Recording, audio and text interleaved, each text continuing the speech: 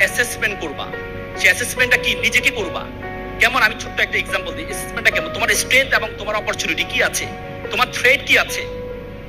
তোমরা খরগোশ এবং কচ্ছপের গল্প শুনছো না? শুনেছো? প্রত্যেকে এটা শুনেছো, কিন্তু প্রথম খেলাটা শুনেছো, পরের দুটি খেলাটা তোমরা শোনো নাই। প্রথম কচ্ছপ এবং খরগোশ যখন প্রতিযোগিতা অংশগ্রহণ করলো, তখন দেখা গেল কচ্ছপ জয়লাভ করলো, খরগোশ পরাজিত হলো। খরগোশ চিন্তা করলো, হাইরে আমি তো নিজেকে অ্যাসেসমেন্ট করি নাই। তখন সে একটা সোয়াট অ্যানালাইসিস করে। সোয়াট বলতে S for strength, W for weakness, O for opportunity, T for threat. এর চারটা অ্যানালাইসিস করতে হবে তাকে। তখন সে চিন্তা করলো তার উইকনেস কি। সে দেখলো তার উইকনেস হচ্ছে সে একটু অলস। আর তার স্ট্রেংথ কি, সে দৌড়াইতে পারে। তখন সে চিন্তা করলো আমার উইকনেস অলসটাকে যদি আমি বাদ দিয়ে দিই তাহলে তো আমি জয়লাভ করবো। পরবর্তী দেখা গেল পরের প্রতিযোগিতায় খরগোশ জয়লাভ করলো। তখন কচ্ছপ তো মাথা খারাপ, কি রে ঘটনা কি। কচ্ছপ চিন্তা করলো আমি তো অ্যানালাইসিস করিনি, আমি তো অ্যাসেসমেন্ট করিনি নিজেকে। পরে সে চিন্তা করলো তার স্ট্রেংথ কি, উইকনেস কি।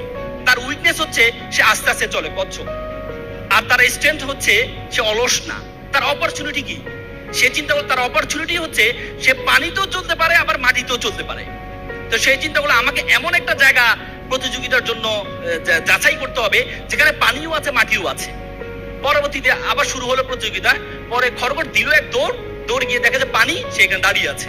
কচ্ছপ আস্তে আস্তে গিয়ে পরে নদী পার হয়ে সে জয়লাভ করলো। তখন খরগোশ চিন্তা করলো, হাইরে আমি তো অ্যাসেসমেন্ট করিনি, আমার থ্রেট কি আছে সেটি আমি চিন্তা করিনি। যদি আমি থ্রেট চিন্তা করতাম তাহলে আমি অপরচুনিটি কাজে লাগাইতে পারতাম।